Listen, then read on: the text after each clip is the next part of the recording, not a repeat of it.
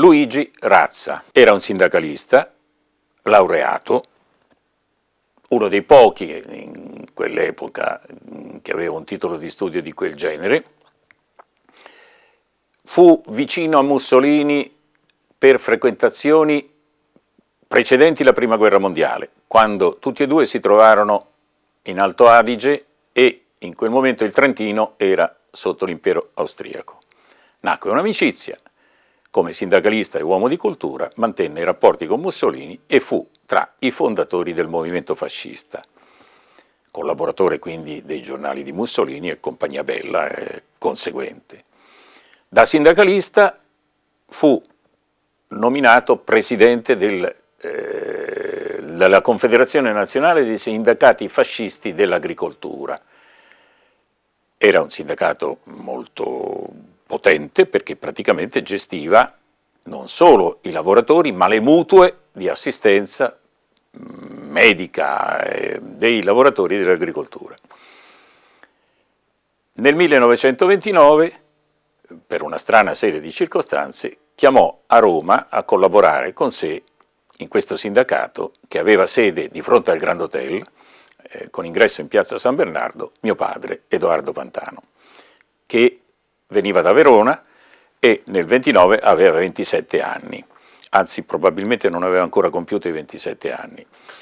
E lo mise a capo dell'ufficio statistica, ci fu una collaborazione notevole, intensa, basata su molti rapporti o dati, elementi quotidiani, ma uno di questi, l'ufficio statistica che dirigeva mio padre, fu investito in ricerche che furono in competizione con l'Istituto Centrale di Statistica, proprio sulla condizione dei salariati e quindi dei braccianti agricoli in Italia.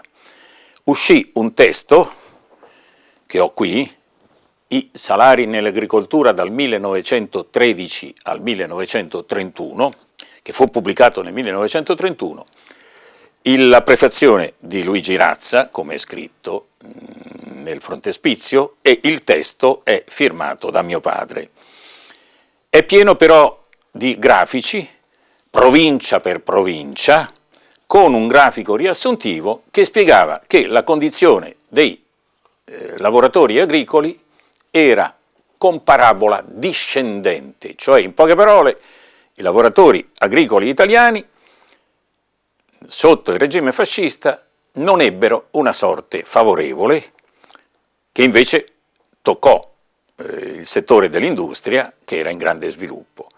Il libro destò scalpore e scandalo, soprattutto presso alcuni maggiorenti fascisti, la fazione di Balbo ed altri, e addirittura se ne chiese in forma ufficiale e solenne, io ho documentazione a sufficienza, la confisca, il sequestro e la distruzione del testo. Mussolini, investito,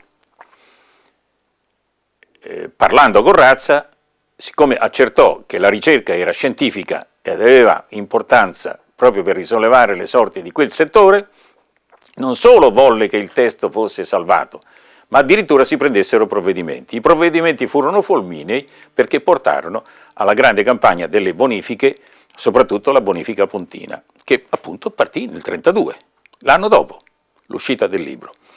Tant'è vero che mio padre presenziò alla posa della prima pietra di Littoria.